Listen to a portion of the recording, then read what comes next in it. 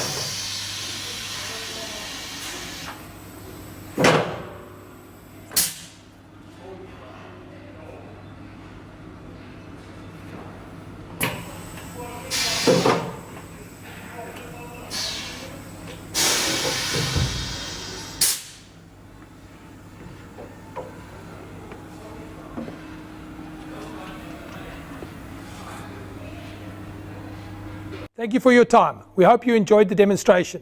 Please contact us on the telephone number or email address shown below. And don't forget to follow us on LinkedIn or YouTube. Thank you very much for your time.